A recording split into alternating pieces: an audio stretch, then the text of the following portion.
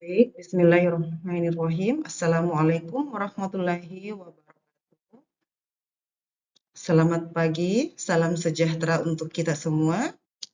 Bagaimana kabar adik-adikku mahasiswa pada hari ini? Semoga kita semua dalam lindungan Allah Subhanahu wa Ta'ala.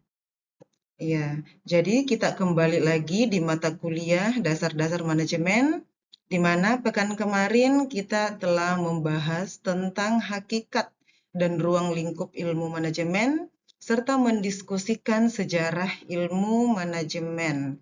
Ya, jadi hari ini pada pertemuan kedua, kita akan membahas tentang konsep dasar manajemen, di mana subpokok bahasannya ada pengertian manajemen, ruang lingkup manajemen, unsur-unsur manajemen, dan prinsip-prinsip manajemen. Ya, jadi sub CPMK-nya itu nantinya mahasiswa mampu menjelaskan pengertian ruang lingkup, unsur-unsur, dan prinsip-prinsip manajemen. Ya, jadi pada pertemuan pada pagi hari ini, ada yang tahu tentang manajemen itu apa? Ya, pengertian manajemen itu sendiri apa? Ya, baiklah. Untuk itu kita akan bahas mulai dari sub pokok bahasan pertama yaitu pengertian manajemen.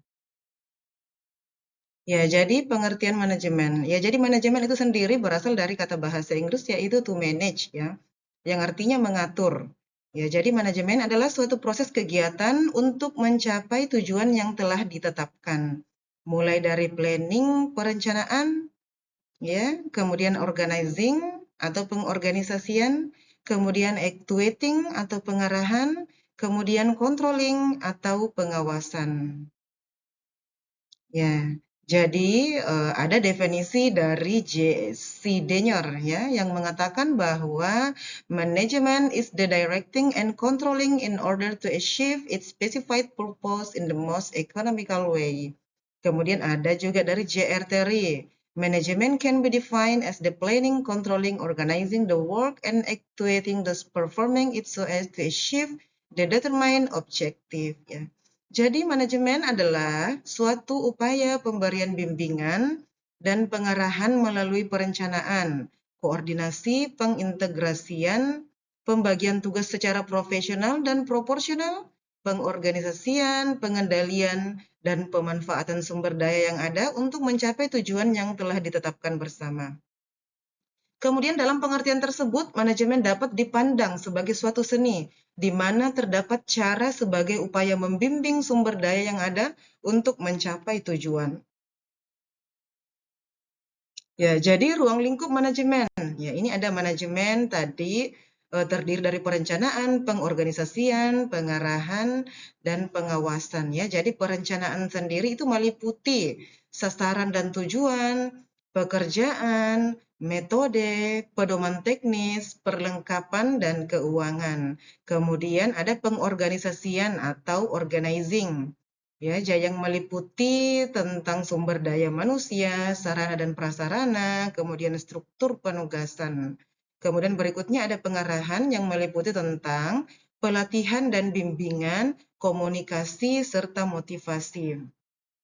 Kemudian yang terakhir ada pengawasan atau controlling, ya, yang meliputi tentang dokumen, aturan standar operasional, atau kontrol pimpinan. Kemudian berikutnya unsur-unsur manajemen. Pfiffner John F. dan Prestus Robert V. tahun 1960 mengutip pendapat Harrington Emerson bahwa manajemen mengandung 5 unsur pokok yang dikenal dengan 5M. Ya, yaitu yang pertama man, manusia atau orang, kemudian yang kedua ada money atau uang, kemudian ada materials, kemudian ada mesin, kemudian ada methods atau cara. Ya, jadi dapat kita ketahui bersama bahwa dalam konteks kekuasaan atau kepemimpinan terdapat 3 tingkatan, yaitu yang pertama ada top management atau manajemen tingkat atas atau juga sering disebut dengan chief executive officer atau top manager. Kemudian yang kedua ada middle management atau manajemen tingkat menengah atau sering disebut dengan kepala bagian atau sebutan lain yang sejenis.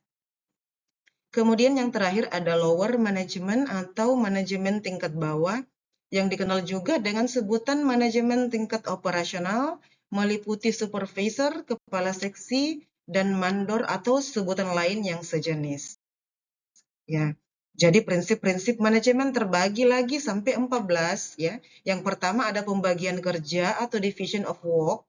Kemudian ada wewenang dan tanggung jawab atau authority and responsibility. Kemudian berikutnya ada disiplin, ya. Kemudian berikutnya ada kesatuan perintah atau unity of command. Kemudian berikutnya ada kesatuan pengarahan, unity of direction. Kemudian ada lagi subordinasi kepentingan perseorangan terhadap kepentingan umum, ya, atau subordination of individual interest to general interest. Kemudian ada lagi penggajian pegawai atau remunerasi. Kemudian ada pemusatan atau centralization. Kemudian ada hierarki atau rangkaian pemerintah atau chain of command. Kemudian ada ketertiban atau order. Kemudian ada keadilan dan kejujuran atau equity. Kemudian ada stabilitas masa jabatan dalam kepegawaian. Kemudian ada prakarsa, kemudian yang terakhir adalah semangat kesatuan atau semangat corp.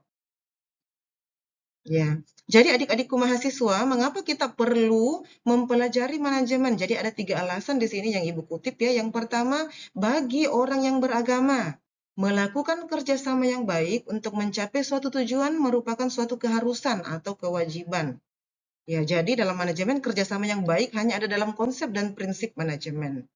Kemudian yang berikutnya atau yang kedua, lingkungan atau masyarakat. Kita sangat tergantung kepada lembaga atau organisasi yang terspesialiskan di dalam menyediakan barang dan jasa yang kita butuhkan. Jadi, lembaga atau organisasi tersebut membutuhkan orang yang ahli di bidangnya yang biasa disebut dengan manajer. Ya, yang terakhir ada dengan adanya manajemen, maka setiap orang akan saling memahami kelebihan serta kekurangannya masing-masing ya. Jadi akan tercipta proses saling memahami dan pengertian yang tinggi. Ya, jadi adik-adik mahasiswa di sini Ibu sediakan kuis, di mana kuis ini disediakan barcode, jadi silahkan di-scan, kemudian nanti setelah di-scan, nanti kita akan diarahkan kepada 5 pertanyaan ya. Jadi tujuannya yaitu untuk mengevaluasi sampai di mana pemahaman adik-adik mahasiswa terkait materi pada hari ini. Iya, begitu. Kemudian kesimpulan dari materi kita hari ini yaitu adalah manajemen merupakan alat untuk mencapai tujuan dengan seefektif dan seefisien mungkin. Kemudian di dalam manajemen, kepemimpinan merupakan faktor yang paling dominan.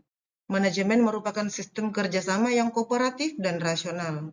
Kemudian manajemen didasarkan pada pembagian kerja, tugas, dan tanggung jawab yang teratur. Ya, saya kira itu cukup sekian untuk pertemuan kita pada hari ini.